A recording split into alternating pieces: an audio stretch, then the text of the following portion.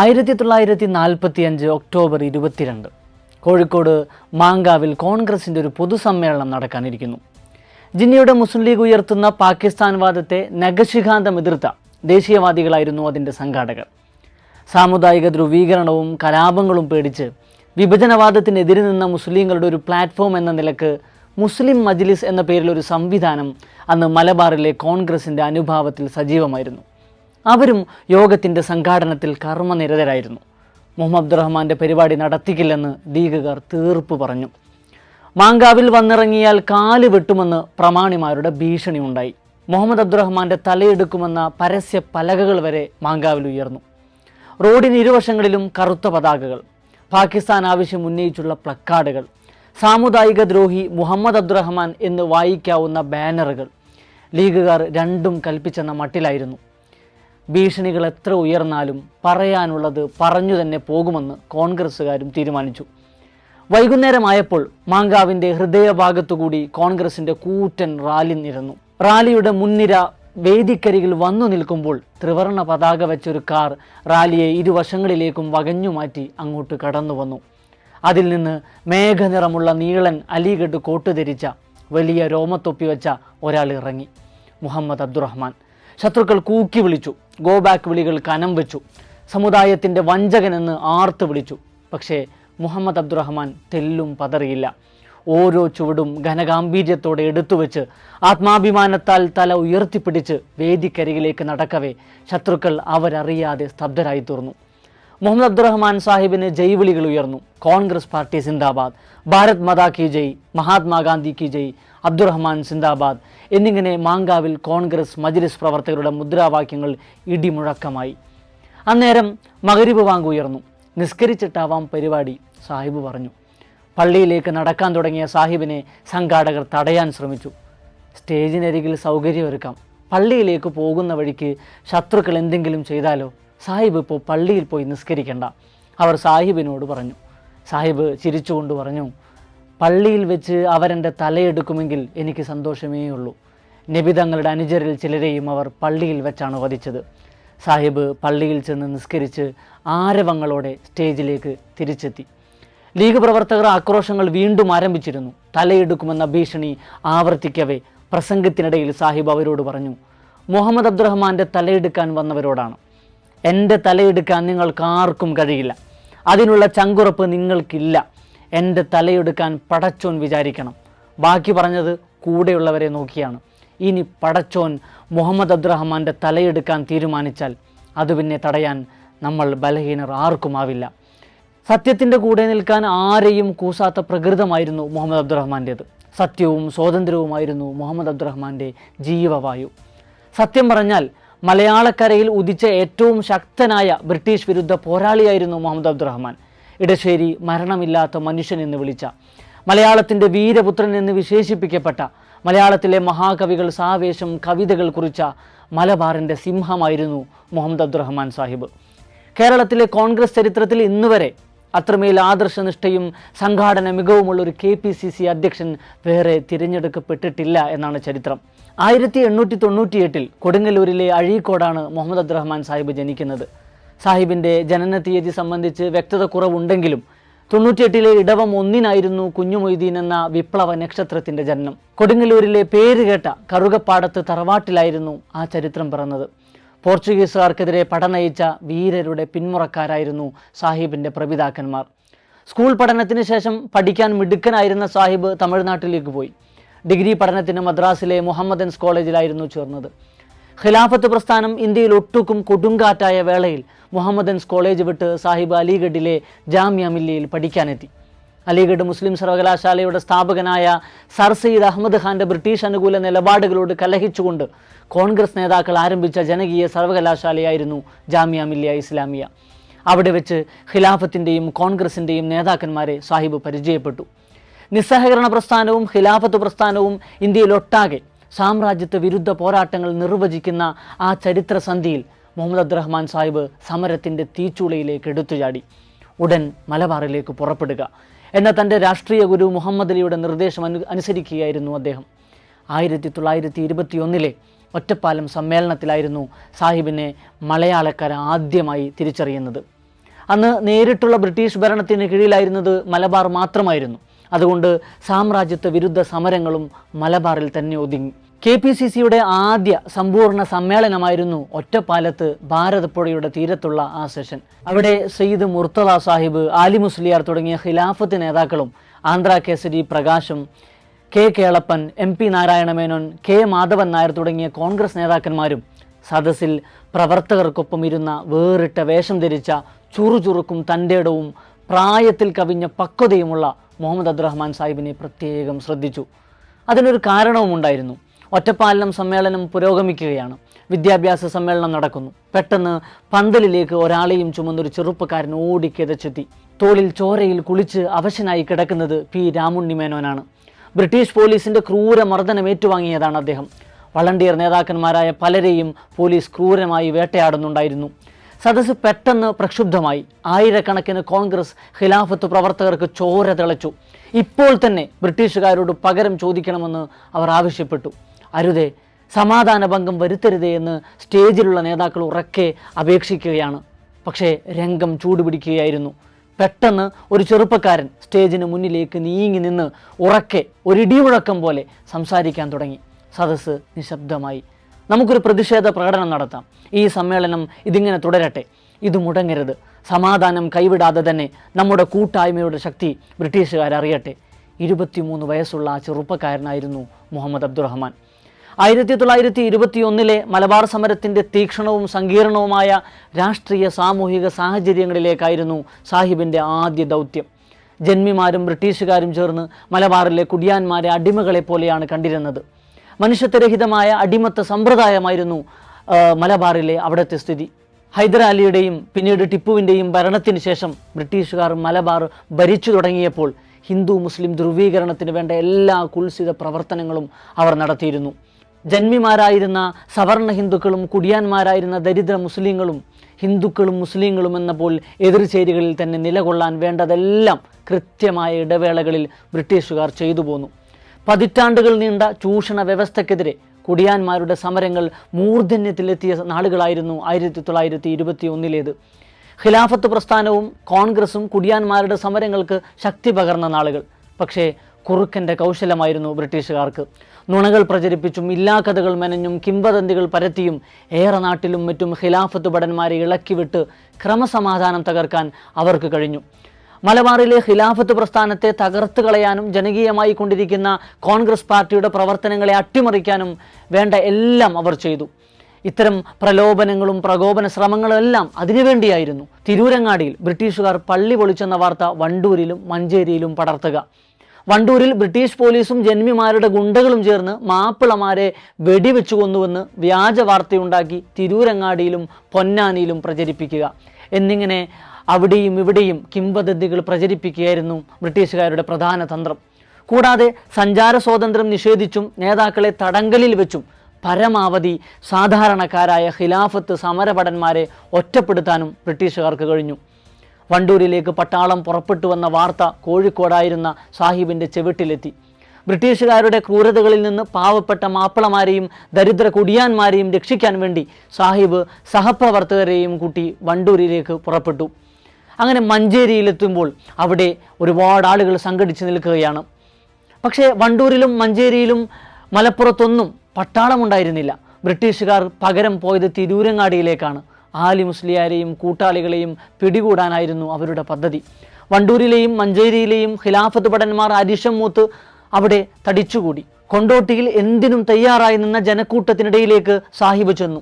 ഒരു കുതിരവണ്ടിക്ക് മുകളിൽ കയറി നിന്ന് സാഹിബ് ചോദിച്ചു, പ്രിയപ്പെട്ടവരെ, സത്യവിശ്വാസികളെ, സമരഭടന്മാരെ, നിങ്ങൾ എന്തിനുള്ള പുറപ്പാടാണ്? അക്രമം നമ്മുടെ വഴിയല്ല. നോക്കൂ, ഷഹീദാവാൻ ഒരു മുസ്ലിമായി എനിക്കും ആഗ്രഹമില്ലേ? പക്ഷേ ഇപ്പോഴത് നമ്മൾ ചെയ്താൽ നമ്മുടെ അശരണരായ കുടുംബക്കാരെ, മാതാപിതാക്കളെ, ഭാര്യ സന്താനങ്ങളെ ആര് നോക്കും? അവരോട് ബ്രിട്ടീഷുകാർ എന്തായിരിക്കും മറുത്ത് ചെയ്യുക എന്നാലോചിച്ച് നോക്കിയിട്ടുണ്ടോ? ജനം ശാന്തരായി. സാഹിബും MP നാരായണമേനും മൊയ്തു മൗലവിയും മൊയ്തീൻ കോയും പലയിടങ്ങളിലും ജനങ്ങളെ ഇങ്ങനെ ശാന്തരാക്കി. പൂക്കോട്ടൂരിൽ ഖിലാഫത്ത് ഭടന്മാരെ അഭിസംബോധന ചെയ്തത് K മാധവൻ നായരായിരുന്നു. അദ്ദേഹത്തിൻ്റെ പ്രസംഗം കേട്ട് പലരും കരഞ്ഞുപോയി. ബ്രിട്ടീഷുകാർ പള്ളി പൊളിച്ചെന്ന വാർത്ത ഒരു കിംവദന്തിയാകാനേ തരമുള്ളൂ. അങ്ങനെയെങ്കിൽ നമ്മുടെ ഈ അക്രമം പാഴായി പോകും. നമ്മുടെ കഴുത്തിലെ അടിമച്ചങ്ങലക്ക് കനം കൂടും, നമ്മുടെ ഖിലാഫത്ത് പ്രസ്ഥാനം തകർന്നു പോകും. പ്രിയപ്പെട്ടവരെ, ഇനി ബ്രിട്ടീഷുകാർ അങ്ങനെ ഒരു പാതകം ചെയ്തിട്ടുണ്ടെങ്കിൽ ഞാനുണ്ടാകും നിങ്ങളുടെ കൂടെ. അവരുടെ ആദ്യത്തെ വെടി ഞാൻ എൻ്റെ നെഞ്ചിൽ ഏറ്റുവാങ്ങും, മാധവൻ നായർ പറഞ്ഞു. പക്ഷേ നേതാക്കളുടെ ശ്രമം പിന്നീട് വിഫലമായി പോയി. പലയിടത്തും ലഹളകളുണ്ടായി. വടിയും വാളും കുന്തവും ഏന്തിയ ഭടന്മാരെ ബ്രിട്ടീഷ് പട്ടാളം ക്രൂരമായി വെടിവെച്ചു കൊന്നു. സമരം അടിച്ചമർത്തി. പലയിടത്തും ബ്രിട്ടീഷുകാരുടെ പദ്ധതികൾ ജയിച്ചു. അതിനിടയിൽ കൊള്ളയും കൊള്ളിവെപ്പും നടന്നു. അതെല്ലാം ഖിലാഫത്തുകാരുടെ തലയിൽ വെച്ചുകെട്ടാൻ ബ്രിട്ടീഷുകാർക്ക് കഴിയുകയും ചെയ്തു. പല ഹിന്ദു കോവിലകങ്ങൾക്കും ഖിലാഫത്ത് സമരക്കാരാണ് അന്ന് കാവൽ നിന്നത്. അതേസമയം സമരക്കാരെ കൈകാര്യം ചെയ്യാൻ ബ്രിട്ടീഷുകാർക്ക് ഒത്താശ ചെയ്ത മുസ്ലിം ജന്മിമാരെയും ഉദ്യോഗസ്ഥരെയും ഖിലാഫത്ത് ഭടന്മാർ ആക്രമിക്കുകയും ചെയ്തിരുന്നു. ബ്രിട്ടീഷുകാരും അവർ കൊടുത്ത വാർത്തകളിലെ വിവരങ്ങൾ വെച്ച് ചരിത്രമെഴുതിയവരും പറഞ്ഞതുപോലെ ഹിന്ദു മുസ്ലിം ലഹളയായിരുന്നില്ല 1921 മലബാർ സമരം. ബ്രിട്ടീഷുകാരും അവരുടെ കൂട്ടാളികളും ചേർന്ന് കുടിയാന്മാരോട് ചെയ്തു പോകുന്ന പാതകങ്ങൾക്ക് നേരെയുള്ള പോരാട്ടമായിരുന്നു അത്. പക്ഷേ സമരങ്ങളെല്ലാം പരാജയപ്പെട്ടു. മലബാർ ഛിന്ന ഭിന്നം തകർന്നു. പട്ടിണിയും മഹാമാരികളും പോലീസ് അതിക്രമങ്ങളും മാപ്പിളമാരെ ഞെരിച്ചു കളഞ്ഞു. മുഹമ്മദ് അബ്ദുറഹ്മാനും യു ഗോപാലമേനോനും മറ്റു നേതാക്കളും ഹിന്ദു മുസ്ലിം സംയുക്ത യോഗങ്ങളിൽ നടന്നു പ്രസംഗിച്ചു. സൗഹാർദ്ദ അന്തരീക്ഷത്തിന് അവർ നിരന്തരം ശ്രമിക്കുകയായിരുന്നു.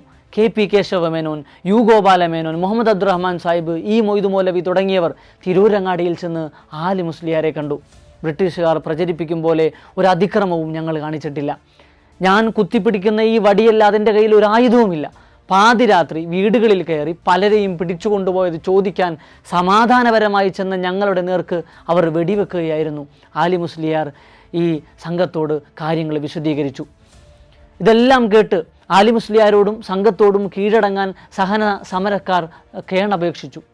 ഇതെല്ലാം കേട്ട് കഴിഞ്ഞപ്പോൾ ആലി മുസ്ലിയാരോടും കൂടെയുള്ളവരോടും ബ്രിട്ടീഷുകാർക്ക് മുമ്പിൽ കീഴടങ്ങാൻ സഹന സമരക്കാർ അപേക്ഷിച്ചു.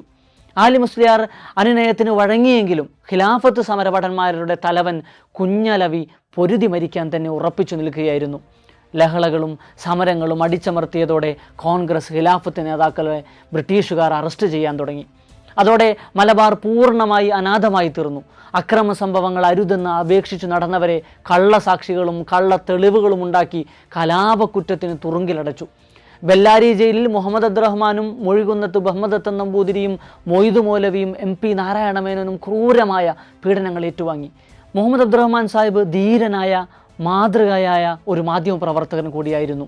1924 ഒക്ടോബറിൽ റബീഉൽ അവൽ 12 അല്ലമീൻ എന്ന പത്രം പുറത്തിറങ്ങി. ബ്രിട്ടീഷുകാരുടെ ദുർഭരണത്തിനെതിരെ സന്ധിയില്ലാത്ത പോരാട്ടമായിരുന്നു അല്ലമീനിൻ്റേത്.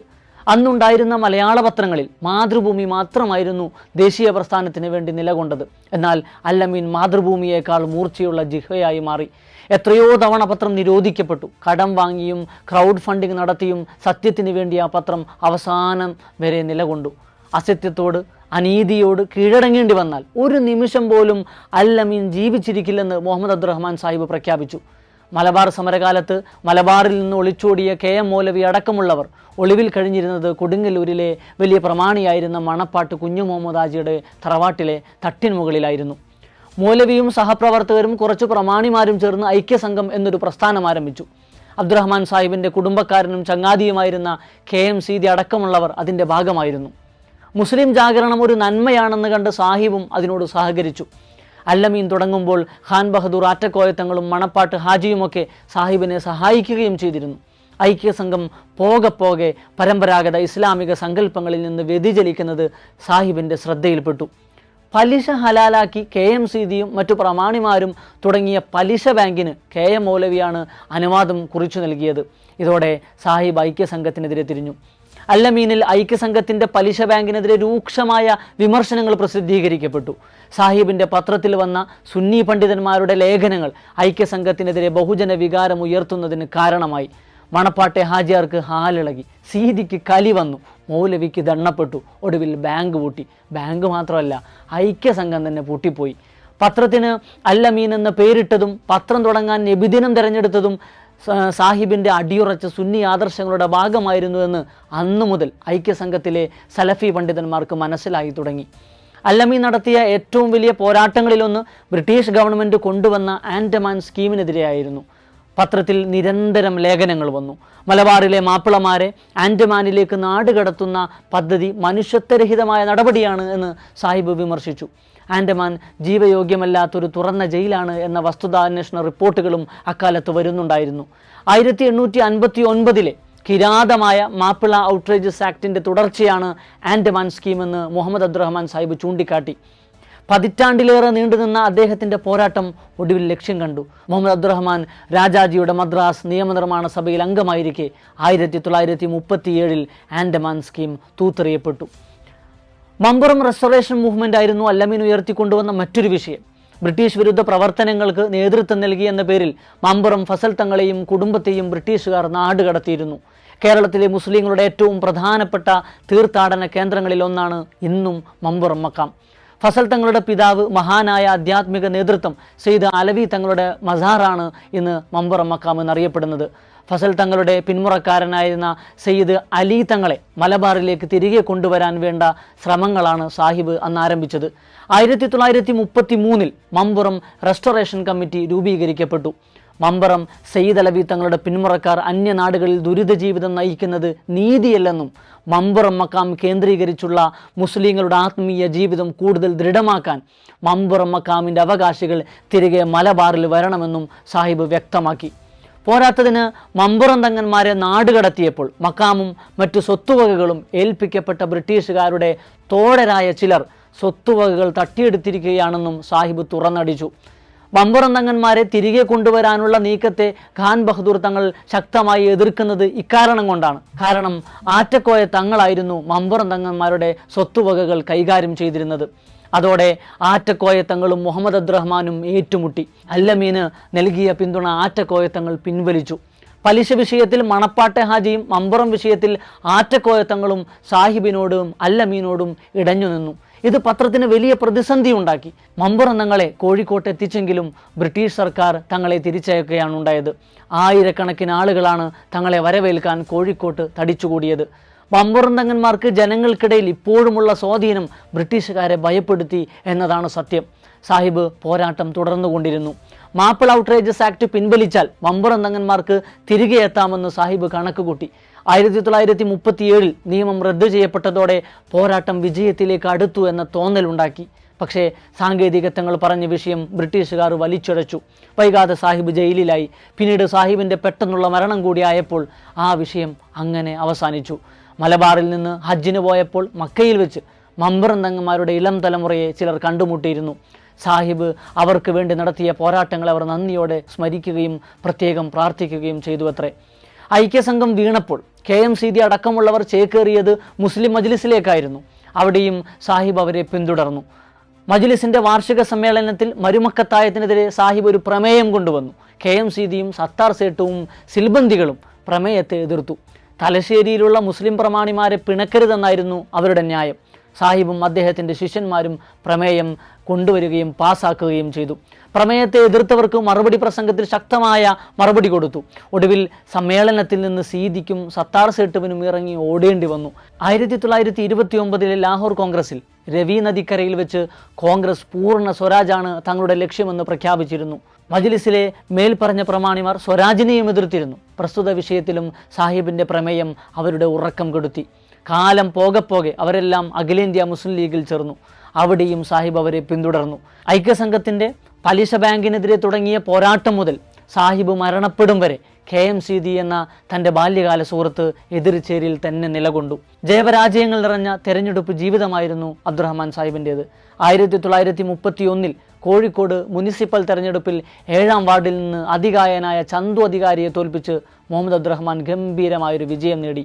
1930 ഉപ്പ് സത്യാഗ്രഹ സമരത്തിൽ അബ്ദുറഹ്മാൻ്റെ പോരാട്ട വീര്യത്തിന് വലിയ ജനകീയത ഉണ്ടായിരുന്നു.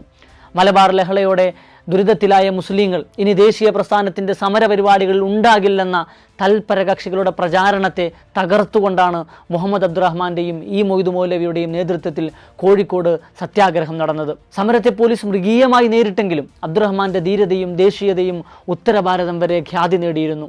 അന്ന് സുന്നികളുടെ ബഹുജന സംഘടനയായിരുന്ന സമസ്ത കേരള മുസ്ലിം ജമാഅത്ത് മുഹമ്മദ് അബ്ദുറഹ്മാൻ്റെയും കേളപ്പൻ്റെയും ഉപ്പു സത്യാഗ്രഹ സമരത്തിനും തുടർന്നുണ്ടായ അറസ്റ്റ് അടക്കമുള്ള ത്യാഗങ്ങൾക്കും അഭിവാദ്യമർപ്പിച്ച് പ്രമേയം കൊണ്ടുവന്നു. കോഴിക്കോട് നഗരത്തിൻ്റെ ആദ്യ മുസ്ലിം മേയറായി അബ്ദുറഹ്മാൻ വരുമെന്ന് ശിവരാമയ്യർ പ്രസംഗിക്കുകയുണ്ടായി. ഹിന്ദുക്കളായ കൗൺസിലർമാരും പാർട്ടി നേതാക്കളും യോഗം ചേർന്ന് മുഹമ്മദ് അബ്ദുറഹ്മാനെ മേയറാക്കണമെന്ന് പ്രമേയം കൊണ്ടുവന്നു. പക്ഷേ കോൺഗ്രസിനകത്തെ വിഭാഗീയത ശക്തിപ്പെടുകയായിരുന്നു. മുഹമ്മദ് അബ്ദുറഹ്മാനെ മേയറാക്കാൻ ചാലപ്പുറം ഗ്യാങ് എന്നറിയപ്പെട്ടൊരു വിഭാഗത്തിന് ഇഷ്ടമുണ്ടായിരുന്നില്ല. ഫലമോ സാഹിബ് മേയറായില്ല. ഉൾപ്പോര് കാരണം ഭൂരിപക്ഷമുണ്ടായിട്ടും കോൺഗ്രസിന് മേയർ സ്ഥാനം നഷ്ടമായി എന്ന് ചരിത്രം. 1934 കേന്ദ്ര നിയമനിർമ്മാണ സഭയിലേക്കുള്ള തെരഞ്ഞെടുപ്പിൽ സുഹൃത്തുക്കളുടെ നിർബന്ധത്തിന് വഴങ്ങിയാണ് മുഹമ്മദ് അബ്ദുറഹ്മാൻ സാഹിബ് മത്സരിക്കുന്നത്. അന്ന് കോൺഗ്രസിന് ഔദ്യോഗിക സ്ഥാനാർത്ഥി ഉണ്ടായിരുന്നില്ല. സാഹിബിൻ്റെ എതിർ സ്ഥാനാർത്ഥി സത്താർ സേട്ടു അന്ന് കോൺഗ്രസ് അനുഭാവിയായിരുന്നു. കോൺഗ്രസുകാർ തമ്മിലുള്ള തെരഞ്ഞെടുപ്പായിരുന്നെങ്കിലും ജനകീയ നേതാവും പ്രമാണികളുടെ പ്രതിനിധിയും തമ്മിലുള്ള തെരഞ്ഞെടുപ്പായി ഇത് മാറി. സാധാരണക്കാരുടെ പ്രിയപ്പെട്ട മുഹമ്മദ് അബ്ദുറഹ്മാൻ്റെ ഏറ്റവും വലിയ വെല്ലുവിളി തൻ്റെ അനുയായികളിൽ മഹാഭൂരിപക്ഷത്തിനും വോട്ടില്ല എന്നതായിരുന്നു. പണക്കാർക്ക് മാത്രമായിരുന്നു അന്ന് വോട്ടവകാശം. എങ്കിലും മുഹമ്മദ് അബ്ദുറഹ്മാനെ സ്നേഹിച്ചവർ ഒരുമിച്ചുകൂടി കഠിന യജ്ഞം തുടങ്ങി. എച്ച് ജി വെങ്കിടാചലയ്യർ സാഹിബിന് പ്രചരണ പരിപാടികൾക്ക് വേണ്ടി കാറ് വാങ്ങിക്കൊടുത്തു. സാഹിബ് ആ കാറിൽ കാസർഗോഡ് വരെ യാത്ര ചെയ്തു. കവലകളിൽ പ്രസംഗിച്ചു. പരമാവധി വോട്ടർമാരെ കണ്ടു. എല്ലായിടത്തും ആവേശഭരിതരായ യുവാക്കൾ മുഹമ്മദ് അബ്ദുറഹ്മാനെ സ്വീകരിച്ചു. അവർക്ക് വോട്ടുണ്ടായിരുന്നില്ലെങ്കിലും പ്രചരണ പരിപാടികൾ അവർ പരമാവധി കൊഴുപ്പിച്ചു. തെരഞ്ഞെടുപ്പ് കഴിഞ്ഞപ്പോൾ 322 വോട്ടിന് സാഹിബ് തോറ്റു. 1937 മദ്രാസ് സംസ്ഥാന നിയമനിർമ്മാണ സഭയിലേക്കായിരുന്നു മറ്റൊരു മത്സരം. 1935 പാർട്ടിയോട് കടഞ്ഞ് കോൺഗ്രസിലെ പദവികൾ ഒഴിഞ്ഞുപോയതായിരുന്നു സാഹിബ്. അടുത്ത വർഷം പാർട്ടിയിൽ സജീവമായെങ്കിലും സംസ്ഥാന കമ്മിറ്റിയിലേക്കുള്ള തെരഞ്ഞെടുപ്പിൽ പൊന്നാനിയിൽ നിന്ന് സാഹിബ് ദയനീയമായി പരാജയപ്പെട്ടു. അതും ഒരു സാധാരണ കോൺഗ്രസ് പ്രവർത്തകനോട്. അടുത്ത വർഷമാണ് നിയമസഭയിലേക്കുള്ള തെരഞ്ഞെടുപ്പ്. പക്ഷേ ഒരു വർഷം കൊണ്ട് മുഹമ്മദ് അബ്ദുറഹ്മാൻ അതിശക്തനായ ഒരു പാർട്ടി നേതാവായി മാറിയിരുന്നു. മുഹമ്മദ് അബ്ദുറഹ്മാൻ സാഹിബിനെ AICC നേരിട്ടാണ് സ്ഥാനാർത്ഥിയായി പ്രഖ്യാപിച്ചത്. സർദാർ പട്ടേലായിരുന്നു ഈ വിജ്ഞാപനം പുറപ്പെടുവിച്ചത്. ഖാൻ ബഹദൂർ ഉണ്ണിക്കമ്മു, കെ ചേക്കു എന്നിവരായിരുന്നു എതിർ സ്ഥാനാർത്ഥികൾ. പക്ഷേ ഇരുവരും നേടിയ വോട്ടുകൾ ചേർത്താലും എത്തിപ്പിടിക്കാൻ കഴിയാത്തത്ര ഗംഭീര വിജയമായിരുന്നു സാഹിബിൻ്റേത്. രാജാജി മന്ത്രിസഭയിൽ സാഹിബ് ഉണ്ടാകുമെന്ന് പലരും നനച്ചു. പക്ഷേ അതുണ്ടായില്ല. പരാതിയുമായി ചെന്ന ചിലരോട് രാജാജി പറഞ്ഞു അത്രേ, മുഹമ്മദ് അബ്ദുറഹ്മാൻ ഒരു വലിയ നേതാവാകാൻ വേണ്ട 10ൽ 9 ഗുണങ്ങളും ചേർന്ന ലക്ഷണമൊത്ത പ്രതിഭയാണ്.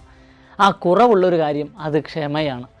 1932 തിരൂരിൽ നിന്ന് മലബാർ ഡിസ്ട്രിക്ട് ബോർഡിലേക്ക് മത്സരിക്കുകയും വമ്പിച്ച വിജയം നേടുകയും ചെയ്തു സാഹിബ്. എന്നാൽ KPCC പ്രസിഡന്റായിരിക്കെ 1940 വണ്ടൂരിൽ നിന്ന് മത്സരിച്ചെങ്കിലും മലബാർ ഡിസ്ട്രിക്ട് ബോർഡിലേക്ക് സാഹിബ് പരാജയപ്പെടുകയും ചെയ്തു. കോൺഗ്രസിനകത്തെ പോര് തന്നെയായിരുന്നു ഇതിൻ്റെ കാരണം. കോൺഗ്രസിനകത്തെ ഇടതുപക്ഷമായിരുന്ന സാഹിബിനെ ഗാന്ധിവാദികൾ എന്നറിയപ്പെട്ടവർ കാലുവാരി എന്നാണ് ചരിത്രം പറയുന്നത്. കേരളത്തിലെ കോൺഗ്രസ് ചരിത്രത്തിൽ ഏറ്റവും ശ്രദ്ധേയവും വാശിയേറിയതുമായ സംഘടനാ തെരഞ്ഞെടുപ്പിലൂടെ KPCC പ്രസിഡന്റായ നേതാവാണ് മുഹമ്മദ് അബ്ദുറഹ്മാൻ സാഹിബ്. 1938 മുഹമ്മദ് അബ്ദുറഹ്മാൻ സാഹിബ് പാർട്ടിയിൽ നിർണായക സ്വാധീനമായി മാറിയിട്ടുണ്ടായിരുന്നു. 1936 സംസ്ഥാന കമ്മിറ്റിയിലേക്ക് പരാജയപ്പെട്ട സാഹിബ് ഇത്തവണ ഏറ്റവും കൂടുതൽ വോട്ടോടെ സംസ്ഥാന കമ്മിറ്റിയിലെത്തിയ നേതാവായിരുന്നു. രാഘവ മേനോനെ തോൽപ്പിച്ച് മുഹമ്മദ് അബ്ദുറഹ്മാൻ സാഹിബ് KPCC അധ്യക്ഷനായി. 1939 ഗോവിന്ദ മേനോനെ തോൽപ്പിച്ച് വീണ്ടും KPCC പ്രസിഡന്റായി. ഇത്തവണ KPCCയുടെ ഭാരവാഹികൾ അധിക പേരും ഇടതുപക്ഷക്കാരായിരുന്നു. 1940 സാക്ഷാൽ കേരള ഗാന്ധിയെ തോൽപ്പിച്ചാണ് സാഹിബ് PCC അധ്യക്ഷനായത്. 1934 തെരഞ്ഞെടുപ്പിൽ തോൽക്കാനുണ്ടായ പ്രധാന കാരണങ്ങളിലൊന്ന് പ്രമാണിമാരോട് രാജിയാകാൻ സാഹിബ് കൂട്ടാക്കാത്തതായിരുന്നു എന്ന് പിൽക്കാലത്ത് പലരും എഴുതി. കുറ്റിയാടി ചന്തയിലെ ഒരു ക്രമക്കേട് സംബന്ധിച്ചൊരു തർക്കം അവിടെ ഉണ്ടായിരുന്നു. പ്രസ്തുത വിഷയത്തിൽ ആരോപണ വിധേയനായ കുറ്റ്യാടിയിലെ വലിയ ജന്മിയും പ്രമാണിയുമായിരുന്ന MK മൊയ്തീൻ മുഹമ്മദ് അബ്ദുറഹ്മാൻ സാഹിബിനെ സഹായിക്കാമെന്ന് ഏറ്റിരുന്നു. എന്നാൽ കുറ്റിയാടി ചന്ത വിവാദത്തിൽ സാഹിബ് പങ്കെടുക്കരുതെന്ന്, അതിൽ ഭാഗമാകരുത് എന്നൊരു നിബന്ധനയും അയാൾ വെച്ചു. പക്ഷേ അനീതിയോട് രാജിയാവാൻ സാഹിബുണ്ടോ സമ്മതിക്കുന്നു. സഹപ്രവർത്തകരുടെ മുഴുവൻ എതിർപ്പും അവഗണിച്ച് സാഹിബ് മൊയ്തീനെതിരെ ന്യായം പറഞ്ഞു. സമാനമായ വേറെയും സംഭവങ്ങളുണ്ടായി. തെരഞ്ഞെടുപ്പ് ആകുമ്പോൾ ഒരു നയത്തിൽ വേണ്ട കാര്യങ്ങളൊക്കെ കൈകാര്യം ചെയ്യാനെന്ന് പലരും ഉപദേശിച്ചു.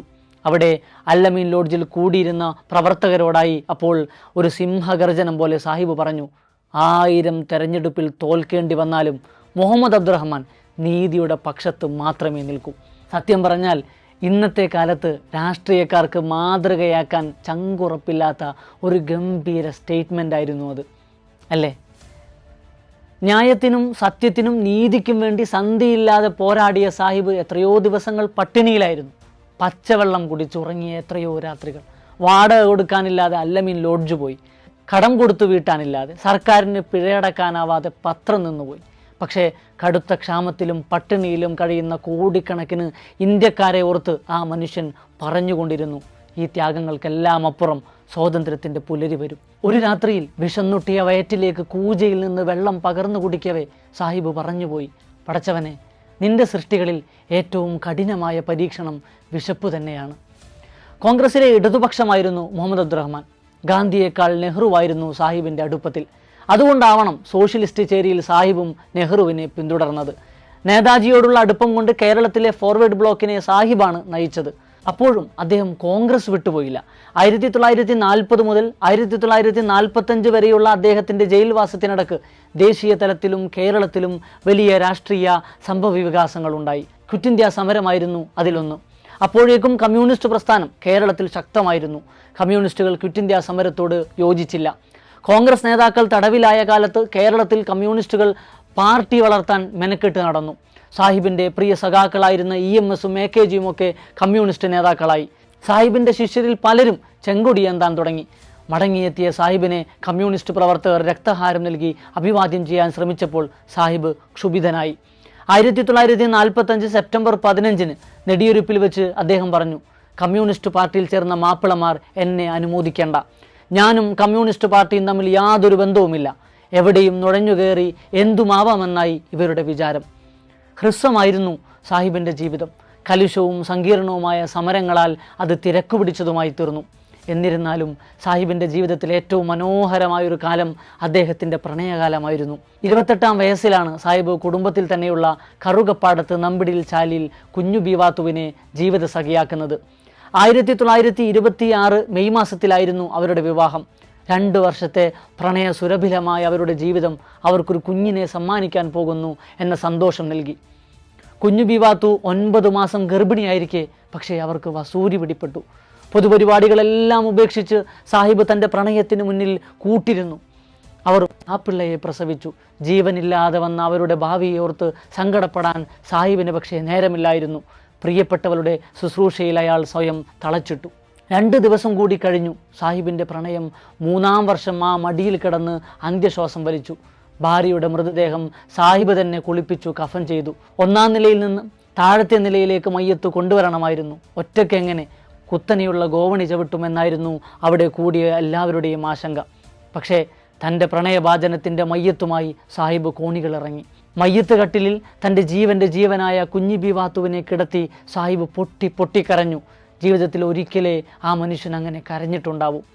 കല്ലായി പള്ളിപ്പറമ്പിൽ അവർ കുഞ്ഞി ബീവാത്തുവിനെ മറവ് ചെയ്തു. സാഹിബ് അന്നേരം പ്രാർത്ഥിച്ചു, ദയാവാരിധിയും പരമകാരുണികനുമായ അള്ളാഹുവേ, അവളുടെ നിഷ്കളങ്കമായ ആത്മാവിന് സർവ്വ പാപങ്ങളിൽ നിന്ന് നീ മാപ്പ് നൽകണമേ. അവൾക്ക് കാലാതീതമായ പരമാനന്ദം നൽകണമേ. ശാശ്വത ശാന്തിയുടെ മന്ദിരത്തിൽ ഞങ്ങളെ നീ ഒരുമിച്ച് കൂട്ടണമേ. 31-ാം വയസ്സിൽ വിഭാര്യനായ സാഹിബിനോട് പുനർവിവാഹം ചെയ്യാൻ പലരും പല തവണ ഉപദേശിച്ചതാണ്. അത് പറയുമ്പോഴെല്ലാം സാഹിബിൻ്റെ മുഖം വാടുമായിരുന്നു. കുഞ്ഞി ബീവാത്തുവിൻ്റെ സാരി സാഹിബ് സൂക്ഷിച്ചു വെച്ചു. ജയിലിൽ പോകുമ്പോൾ പോലും അത് കയ്യിൽ വെക്കാനുള്ള അനുമതി വാങ്ങിയ സാഹിബ് ഏകാന്തതയിൽ കുഞ്ഞി ബീവാത്തുവിൻ്റെ അഭൗമ സാന്നിധ്യം ആ സാരിയിൽ തൊട്ടറിഞ്ഞു. അത് വല്ലാത്തൊരു പ്രണയമായിരുന്നു. ജയിൽവാസം കഴിഞ്ഞ് 3 മാസമേ സാഹിബ് ജീവിച്ചിരുന്നുള്ളൂ. ആ 3 മാസം സംഭവ ബഹുലമായിരുന്നു. 1945 തെരഞ്ഞെടുപ്പ് പ്രചരണവും ലീഗിൻ്റെ പാകിസ്ഥാൻ വാദത്തെ എതിർത്തുകൊണ്ടുള്ള ക്യാമ്പയിനുകളുമൊക്കെയായി സാഹിബിൻ്റെ ജീവിതത്തിലെ ഏറ്റവും തിരക്കുള്ള കാലമായിരുന്നു അത്. സെപ്റ്റംബർ 11 തൃശ്ശൂർ മണികണ്ഠൻ ആൽത്തറയിൽ കൂടിയ പൊതുസമ്മേളനത്തിൽ വെച്ച് സാഹിബ് നടത്തിയ ഗംഭീരമായൊരു പ്രസംഗത്തിൽ അദ്ദേഹം ഇങ്ങനെ പറയുന്നുണ്ട്, നമ്മൾ സ്വതന്ത്ര ഭാരതത്തിൻ്റെ രക്തസാക്ഷികളല്ലേ. ആ പരാമർശത്തിൻ്റെ അർത്ഥം അന്ന് ആർക്കും മനസ്സിലായില്ല. അതാരും കാര്യമാക്കിയതുമില്ല. സെപ്റ്റംബർ അവസാന വാരം ബോംബെയിൽ ചേർന്ന AICC സമ്മേളനത്തിലേക്ക് സാഹിബിന് ക്ഷണമുണ്ടായി. വർക്കിംഗ് കമ്മിറ്റിയിലേക്കുള്ള ക്ഷണം സാഹിബ് ആദ്യം അവഗണിച്ചു. പക്ഷേ സർദാർ പട്ടേലും മൗലാന ആസാദും പലതവണ നിർബന്ധിച്ചതിൻ്റെ ഫലമായി അദ്ദേഹം സമ്മേളനത്തിൽ പോയി പങ്കെടുത്തു. ബോംബെ സമ്മേളനം കഴിഞ്ഞു വരുന്ന മുഹമ്മദ് അബ്ദുറഹ്മാൻ സാഹിബ് ലീഗിൻ്റെ പാകിസ്ഥാൻ വാദത്തിന് പിന്തുണ നൽകുമെന്ന് വിഡ്ഢികളായ കുറേ ലീഗുകാർ ദിവാസ്വപ്നം കണ്ടിരുന്നു. പക്ഷേ ലീഗിൻ്റെ പാകിസ്ഥാൻ വാദത്തെ രൂക്ഷമായി എതിർക്കുകയാണ് സാഹിബ് ചെയ്തത്. മാങ്കാവിലെ സാഹിബിൻ്റെ പ്രസംഗത്തെപ്പറ്റി തുടക്കത്തിലേ പറഞ്ഞുവല്ലോ. അത് കഴിഞ്ഞ് ഒരാഴ്ചയ്ക്ക് ശേഷം ഒക്ടോബർ 30 അഖിലേന്ത്യാ ലീഗിൻ്റെ മലബാറിലെ കേന്ദ്രമായിരുന്ന കണ്ണൂരിലെ തലശ്ശേരിയിൽ സാഹിബ് പ്രസംഗിക്കാനെത്തി. വിറളി വെടിച്ചാണ് ലീഗുകാർ അന്ന് അവിടെ നിന്നത്. തലശ്ശേരിയിൽ നിന്ന് സാഹിബിന് നേരെ കത്തിയേറ് വരെ ഉണ്ടായി. സത്താർ സേട്ട് അടക്കമുള്ളവരുടെ തട്ടകമായിരുന്നു തലശ്ശേരി. വിഭജനത്തോടെ ഇന്ത്യ വിട്ട് പാകിസ്ഥാനിലേക്ക് പോയ ലീഗ് നേതാവായിരുന്നു ഈ സത്താർ സേട്ട്. മദിരാശിയിലെ ഖോഖലെ ഹാളിൽ വെച്ച് പാകിസ്ഥാൻ അനുകൂലികൾ സാഹിബിനെ ഒരുപാട് ഉപദ്രവിച്ചു. കറുത്ത മാലകൾ ധരിപ്പിച്ചും ചെരുപ്പുമാലയിട്ടും മുഖത്ത് തുപ്പിയും അവർ സാഹിബിനോടുള്ള അരിശം തീർത്തു. ജയിൽവാസം കഴിഞ്ഞെത്തിയ സാഹിബ് 300-ലധികം സ്ഥലങ്ങളിൽ പ്രസംഗിച്ചു എന്നാണ് പറയപ്പെടുന്നത്. എല്ലാം ഹിന്ദു മുസ്ലിം ഐക്യത്തെക്കുറിച്ചായിരുന്നു, സ്വാതന്ത്ര്യത്തെപ്പറ്റിയായിരുന്നു. പാകിസ്ഥാൻ വാദം ഇന്ത്യൻ മുസ്ലിങ്ങളെ ദുർബലപ്പെടുത്തും എന്ന വസ്തുത നിരത്തുകയായിരുന്നു സാഹിബ് ചെയ്തത്. സാഹിബിൻ്റെ പരിപാടികളിൽ പല വിധേന അദ്ദേഹത്തെ അപായപ്പെടുത്താൻ പലരും തക്കം പാർത്തു നിന്നു. പാകിസ്ഥാൻ വാദത്തെ എതിർത്തതിൻ്റെ പേരിൽ സാഹിബിനെ കൊല്ലാൻ നടന്ന, സാഹിബിനെ വഞ്ചകനെന്ന് ചാപ്പ കുത്തിയ ലീഗ് നേതാക്കളിൽ മഹാഭൂരിപക്ഷവും പക്ഷേ വിഭജനാനന്തരം പാകിസ്ഥാനിലേക്ക് പോയില്ല. പക്ഷേ ഈ നാടിൻ്റെ സ്വാതന്ത്ര്യത്തിന് വേണ്ടി ഏറ്റവും ധീരമായി പോരാടിയ ഈ മണ്ണിൻ്റെ വീരപുത്രനെ വെറുപ്പിൻ്റെ രാഷ്ട്രീയം കൊണ്ടുപോയി. 1945 നവംബർ 23 അത്. മുക്കത്തും ചേന്നമംഗലൂരും പരിപാടികളുണ്ടായിരുന്നു. മുക്കത്ത് കുട്ടി ഹസൻ അധികാരിയുടെ ഈ വീട്ടിലും ചേന്നമംഗലൂരിൽ AM അബ്ദുസലാമിൻ്റെ വീട്ടിലുമായിരുന്നു സാഹിബിൻ്റെ സൽക്കാരം. അതെല്ലാം കഴിഞ്ഞ് മടങ്ങി വരികയായിരുന്നു സാഹിബും സംഘവും. സമുദായത്തിൻ്റെ ബലഹീനതകളെപ്പറ്റിയും പ്രതിസന്ധികളെപ്പറ്റിയും അവ പരിഹരിക്കാൻ വേണ്ട വഴികളെക്കുറിച്ചുമൊക്കെ സാഹിബ് തുറന്ന് സംസാരിക്കുകയായിരുന്നു. കൂടെയുള്ളവർക്കൊപ്പം എത്താൻ കഴിയാത്തത്ര വേഗത്തിലായിരുന്നു സാഹിബിൻ്റെ നടത്തം. സമയം ഏതാണ്ട് 12 അടുക്കുന്നു. പെട്ടെന്ന് സാഹിബ് മറിഞ്ഞു വീണു. അല്ലാ എന്ന് ആ അധരങ്ങൾ 3 തവണ മന്ത്രിച്ചു. പിന്നെ ഉഷിരിൻ്റെ കട്ട എന്ന് ബ്രഹ്മദത്തൻ നമ്പൂതിരി വിശേഷിപ്പിച്ച ആ മനുഷ്യൻ നിശ്ചലനായി. സാഹിബിനെ കൊന്നതാണോ അതോ അതൊരു സാധാരണ മരണമായിരുന്നു? ചരിത്രപരമായി അത് തെളിയിക്കുന്ന വിവരങ്ങളൊന്നുമില്ല. സാഹിബിൻ്റെ മൃതശരീരം പോസ്റ്റ്മോർട്ടം ചെയ്തതുമില്ല. ജയിൽവാസത്തിനിടയ്ക്ക് അല്ലമീൻ ലോഡ്ജ് ഒഴിഞ്ഞു പോയിരുന്നല്ലോ. അതുകൊണ്ട് അവസാന നാളുകളിൽ സാഹിബ് താമസിച്ചിരുന്നത് കോഴിക്കോട് റെയിൽവേ സ്റ്റേഷൻ്റെ 4-ാം ഗേറ്റിനടുത്തുള്ള ജോസ് വില്ലയിലായിരുന്നു. അവിടേക്ക് സാഹിബിൻ്റെ മയ്യത്ത് കൊണ്ടുവരപ്പെട്ടു. ആയിരക്കണക്കിന് ആളുകൾ ജോസ് വില്ലയിലേക്ക് ഒഴുകി. നേരം വെളുത്തു വരുന്നുണ്ടായിരുന്നുള്ളൂ. പക്ഷേ കോഴിക്കോട് ജനനിബിഡമായി. കടകൾ അടഞ്ഞുകിടന്നു. ട്രെയിനുകൾക്ക് 4-ാം ഗേറ്റിന് മുന്നിൽ താൽക്കാലിക സ്റ്റോപ്പ് അനുവദിക്കപ്പെട്ടു. മാതൃഭൂമിയും പൗരശക്തിയും പ്രത്യേകം പതിപ്പുകൾ ഇറക്കി. കളക്ടർ ബൗച്ചർ അന്ത്യപ്രണാമത്തിന് ജോസ് വില്ലയിലെത്തുമ്പോൾ അവിടെയുള്ള പുരുഷാരം കണ്ട് അന്താളിച്ചുപോയി. 100,000 പേരാണത്രേ അന്ന് ആ ജനാസയെ അനുഗമിച്ചത്. കോഴിക്കോട് നഗരം ഇന്നോളം കണ്ടതിൽ വെച്ച് ഏറ്റവും വലിയ വിലാപയാത്രയായിരുന്നു അത്. ജനാസയാത്രക്ക് തുടക്കമോ അറ്റമോ ഇല്ലായിരുന്നു എന്ന് വേണം പറയാൻ. കണ്ണമ്പറമ്പ് ഖബർസ്ഥാനിലേക്ക് മയ്യത്ത് കെട്ടിലെത്തി. മനുഷ്യർ പൊട്ടി കരയുകയായിരുന്നു. ദേശീയതയുടെ, ഇന്ത്യൻ മുസ്ലിമിൻ്റെ ദേശീയതയുടെ രക്തസാക്ഷി അവിടെ അറബിക്കടലിൻ്റെ തീരത്ത് അന്ത്യവിശ്രമം കൊള്ളുന്നു.